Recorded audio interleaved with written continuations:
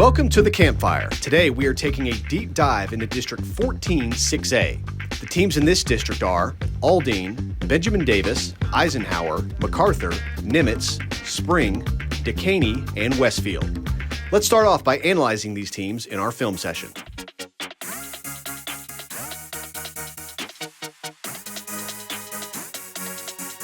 "2022 was another solid season for Matt Meekins and his Spring Westfield Mustangs.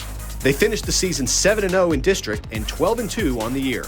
The Mustangs' only two losses came to the two teams who played in the 6A Division I state title game, North Shore and Duncanville. The district MVP, quarterback PJ Hatter, is gone, along with a lot of his big targets, but Taji Atkins is back at running back, and the Westfield defense will be something to reckon with. The Mustangs will return 5 first-team all-district defenders, including D-line troublemakers Bryson Balka and Xavier McCray. Dekaney only lost once in district play and went 3 rounds deep in the postseason. Demetria Taylor and Jeremiah Bradley are part of a strong secondary for the Wildcats.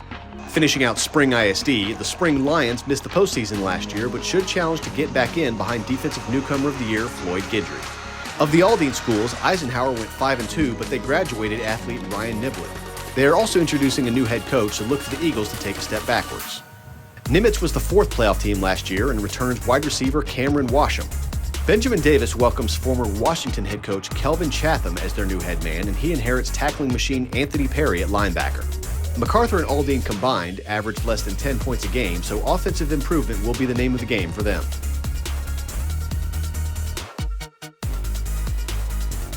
Players on the Rise is brought to you by Parker University. Do you or your student want a career training the world's best athletes? Check out our bachelor's degree in strength and human performance today.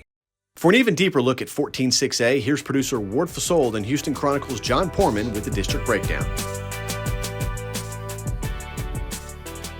All right, it's district breakdown time. We are talking 14-6A, and last year Spring Westfield put together a heck of a season. They almost actually took out the state title winners in Duncanville. They came down to the last possession where Duncanville would knock it down in the end zone and get that pick.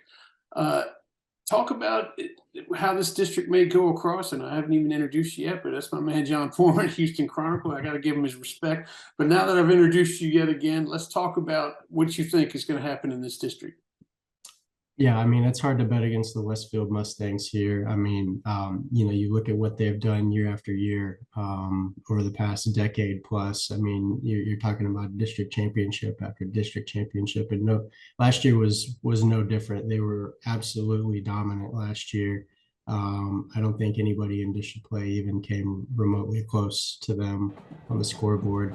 And then you look at what they did in the postseason, as you mentioned, they had a really tough game there against, the state champion Duncanville, which, like you said, came down to the 4th quarter. So, you have to like where they're at. Obviously, they have some big losses, some big holes that they'll have to fill. Notably, quarterback PJ Hatter is gone.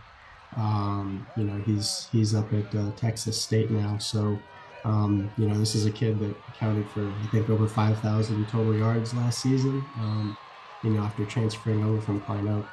So that's obviously the biggest question mark for the Mustangs is who's going to be behind center. But it seems like, Westfield just pulls these guys out of nowhere year after year, and there's somebody who ends up playing really well at that position. So we'll just have to wait and see. But, yeah, I mean, the state of this district, it's going to run through Westfield once again, I believe.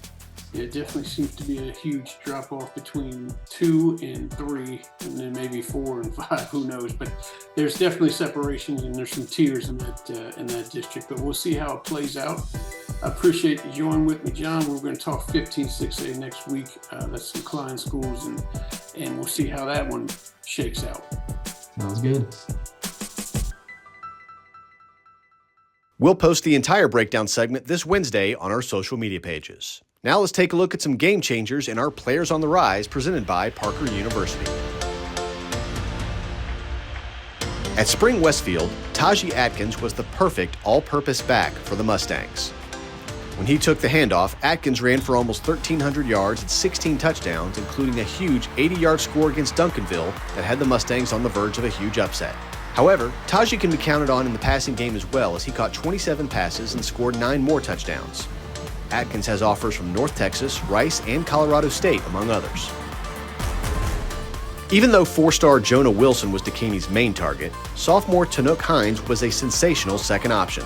As a matter of fact, Hines was named the district's Offensive Newcomer of the Year, and he'll see his workload improve in 2023. Tanook caught 50 balls for 867 yards and 8 touchdowns. Hines is already getting big-time offers like Oklahoma, Texas, and Alabama, among others. The anchor for Spring Westfield's solid defense is lineman Bryson Balka. He was the district's co-defensive MVP as a junior, as he wound up with 8 sacks and 68 tackles, plus 8 tackles for loss. Balka is surrounded by top-notch talent on the line, so it's rare for him to be double-teamed, and that's when he uses his strength to win one-on-one battles. Look for Bryson to dominate the district again this fall. Carson Williams of Spring Westfield may be the district's best lockdown corner. A good way to figure out you're a problem for quarterbacks is when they never throw your way. That's pretty much what happened in 2022, but Williams still wound up with 3 picks and 12 pass breakups. Carson will look for his opportunities to disrupt the opposition's passing game again during his senior season. He has offers from Kansas State, Miami, and Boise State, among others.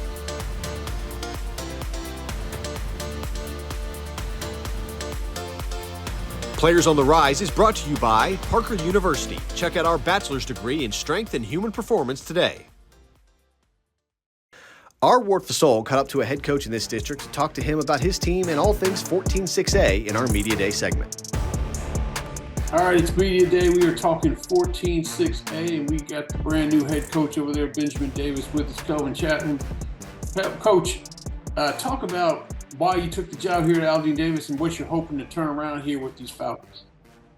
Man, it wasn't a better opportunity to be able to come back to my community where I grew up at. So down the street from Benjamin Davis is the 1-bedroom apartment that I grew up in, me, my mom, and my sister. So stayed all up and down 1350 Greens Parkway, right across the street from the Bristol, from Pine Lake to Fire Lake to Driscoll Place. So to be able to come back to my community and be able to make a difference and impact the kids that have similar upbringings as me, man, it's a wonderful opportunity. So that's awesome. So that's personal for you. You're trying to give back to those that gave to you. So that's good. And it's a deal where right now in this district, when you talk football and football only, we tend to just talk about Spring ISD because they've kind of been dominating this district. But talk about what you're hoping to do to kind of change that up for Davis and maybe get them in a playoff spot and then move on from there. Well, for us over here at Davis High School, what we're going to try to implement is just teaching kids how to win today. We're going to teach them how to win in the classroom. We're going to teach them how to win in the hallway. We're going to teach them how to win in the community. We truly believe that if we can win in those 3 phases, that we can win. The wins on the field will come natural. The wins in our arena will come natural. You've had success over there at Washington. Well, you guys really put up some points. You ended up finishing 9-1, 6-0 in district play, and obviously you're a coveted coach because you guys seem to get that offense stuff going. What do you hope to put on the offensive side of the ball for the Falcons? Man, we're just gonna teach these guys the fundamentals of the game. Teach them the ins and outs of the fundamentals of the game. And once we put those pillars in place, the success will come naturally. But we got to teach them the fundamentals first. We got to get them to really understand and respect this game. That's what I like to hear, man. That's awesome. Hey, good luck this season. We'd love to have the headlines reading the hometown kid does good and turns thing around. So we'll be out there to see a couple of these games, and good luck this season. Man, appreciate you, man. I appreciate you taking the time. I know it took us some time to get this interview going, but man, I appreciate you reaching back out to me, man. Appreciate you. No problem. Thank you very much. You can catch the entire interview Friday on our social media channels. That's going to do it for this week's Campfire. Next week, we will dive into 15-6A. Until then, have a great week, everybody.